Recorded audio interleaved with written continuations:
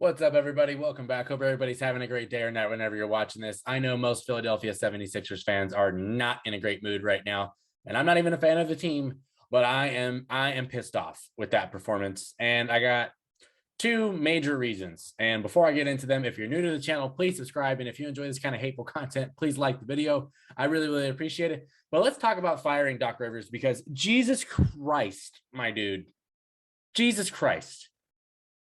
How are you this bad, this inept at making any sort of adjustment, bro? You can't be sitting in the huddle down 15 in an elimination game saying, just hang in there, guys.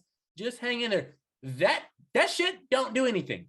Nothing. We're down 15, coach. We need adjustments. What are we going to do to counter Miami's defense right now? Which Miami was amazing. They were given their credit. Jimmy Butler's a bucket. The defense is great and everything. They deserve a lot of credit. But, bro, literally no adjustments made. I'm watching that game, and I'm like, are they ever going to, like, run, like, a set or anything, or, like, get some off-ball movement rolling, or, like, some back doors, or, like, maybe let's try and get Embiid the ball where he's not 37 feet away from the basket, like, maybe some motion or something. Something might work here if we actually, like, tried, you know. But, you know, hang in there, guys. Hang in there. There's still time on the clock. You're down, like, double digits, bro.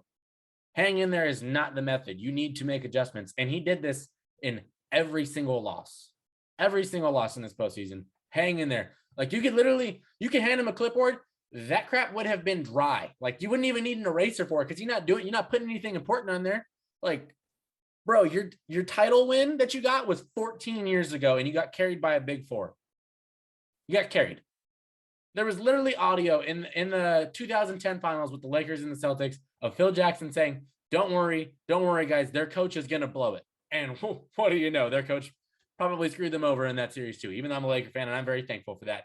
But, bro, you got to be the most overrated coach of the last, like, 20 years. You failed every single Clippers team. I don't care about injuries, whatever. I understand they're part of the game and everything like that, but, like, you blew 3-1 leads with them. You blew on with the Magic, and then you threw the Magic team under the bus 20 years later for some reason. Talking about, did y'all see the team I had? Like, yeah, they were the 8 seed, and they probably would have been better if you weren't the coach. Like, they probably wouldn't even been the 8 seed. They probably would have been a 6 seed. Dog, you're the most garbage. Oh, I've been preaching this for so long. The second they hired him, like, how does this guy keep getting a job? How? It makes no sense, especially after he blew a 3-1 lead, and then he goes and gets a job right after that.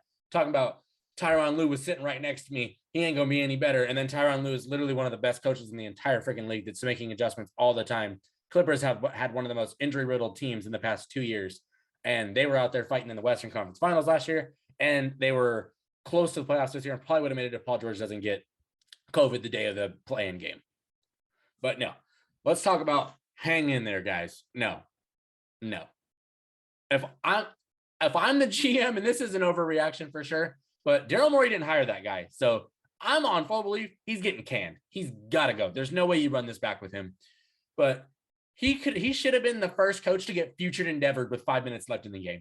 You know that, like, sometimes players don't get traded in the middle of a game. No, they should have just canned him right there. Fired, done. We don't even talk to the team. Don't even talk to a post-game press conference. Just go home. Just go home. Leave us. We're done with you. You're absolutely trash. Okay. So now that I've just canned Doc Rivers for the absolute dog water coach that he is, James Harden, you're not getting off scot-free, bro. I've been a huge fan of you for like 10 years, but this was absolutely pathetic. Ben Simmons was the same exact way, and you're supposed to be better than that. And for Philly fans, they deserve so much better than this. And this is what made me even more infuriated. Joel Embiid's out there battling, like, his soul out, basically hitting the deck. And I know he falls a lot anyway, but, like, hitting the deck, he's at least trying on the glass. Broken face, broken thumb, and you're out there taking 2 shots in the second half of an elimination game, taking 9 total, getting outscored by PJ Tucker, of all people, who is literally out there to defend and make a couple rebounds and maybe a couple corner threes. You cannot get outscored by PJ Tucker in an elimination game. That's horrific. That can't happen, bro. You're supposed to be, in this series, he's supposed to be the second best player on the floor. Embiid's for, like, on this time, this is how it was supposed to be. Embiid should have been first because he was MVP candidate. Then you should have had James. Then you should have had Jimmy. But Jimmy, and Embiid's obviously got his injuries, but in terms of, like, how well these guys played, Jimmy was the top guy in this series. And as Philly fans or anybody that's watching this, you should not I don't think you should disagree with that. The guy was a dog. Okay. James Harden was the complete opposite of that, bro. The complete opposite.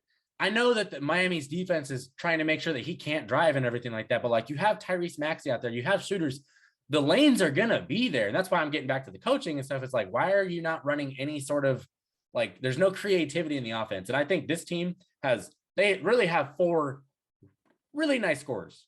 Embiid's an MVP scorer. Harden's won an MVP, and he's typically a good scorer. Tyrese Maxey is a shining star right now. Tobias Harris, if you get him in the right situations, can make plays. Okay. Not everybody got to be like Golden State, but at least get something to where everybody's touching the ball and it's not just this ISO dribble heavy, we shoot it with 3 seconds on the clock trash that doesn't get any good looks. That's with the coaching, but it's also with you're supposed to be superstar point guard that's supposed to be able to create these looks. Yeah, 8 assists, but that was the most meaningless 8 assists I've ever seen, bro. I don't remember a single one. And he started the game off pretty good. The second half, 2 shots. If I'm Joel Embiid and I'm sitting there with my broken face and I see that this man took 2 shots, we're going to have a discussion in the locker room after the game. And I hope somebody asked Doc Rivers the question. I saw this on Twitter. This is somebody else's tweet that they made, so I don't know who it was, but this is not my originality here. Somebody said, I hope Doc Rivers asks, or somebody asked Doc Rivers if he can win a championship with James Harden as his point guard. Same one he got asked about Ben Simmons that created the entire drama in the first place. I hope he gets asked that because he deserves to get asked every single hard-hitting question, because Doc's the first reason that this team didn't go as far as they needed to. And then Harden, bro, you can't just shut it down. It looked like he was thinking about Magic City in the middle of the third quarter while they're getting just ran off the floor. And it makes me feel bad when you see guys like Maxey that are laying out, diving for everything, pressing, trying. And then you see Tobias and you see Embiid broken in just nothing left in the tank, just trying. And then you see Harden standing there while the ball goes up. And then PJ Tucker walks in and grabs a rebound. Jimmy Butler's out here saying, wow, because he knew, wow, you're really not trying at all. That shit, that is disrespectful to the game of basketball, man. I can't believe I just watched that. Philly fans, you guys have every right to be maybe you're numb to it at this point, but every right to be infuriated. And if Doc Rivers isn't fired by midnight, I don't know. I can't see a way Morey runs this back with him. And I think Harden is probably going to have to opt into his contract because I don't know if anybody's paying him $50 million. And I would not be surprised if anybody didn't want to offer that because he is aging. And that's fine. You're going to be, he's going to be 33 or something like that. I get that. You're supposed to decline.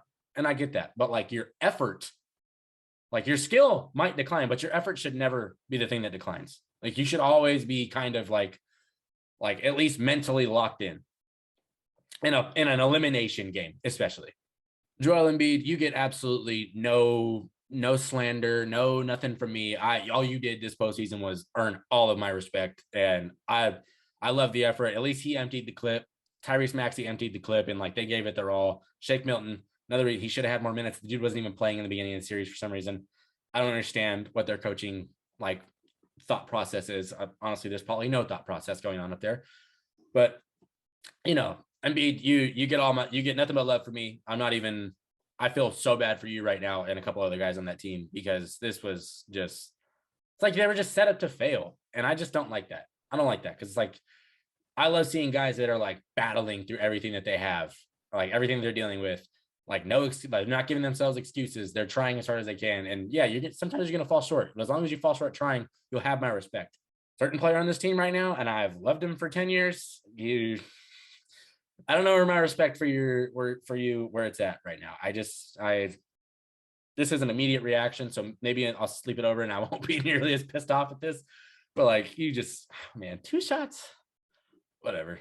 Philly fans, let me know how you feel in the comments. What you're thinking about your coaching, Harden, how you feel about Maxey's future, Embiid, and everything he went through, where you're standing at is with him. Just the overall feeling. Let it out, pour it out in the comments because I'm with you. I'm going to try and get to everybody if you do comment, whatnot.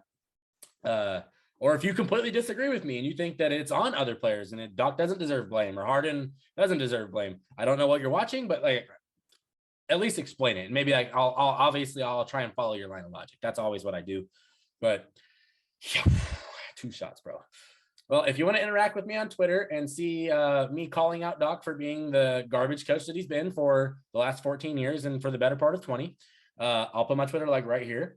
And I live tweet other playoff games. I just enjoy basketball. I love basketball. If you're new to the channel, please subscribe. I really, really appreciate it. It helps my channel a ton. And if you enjoyed this rant and this trashing of a couple people on the Philadelphia 76ers, like the video. I really, really appreciate it. And I'm done here. I'll see y'all next year, Philly. Peace.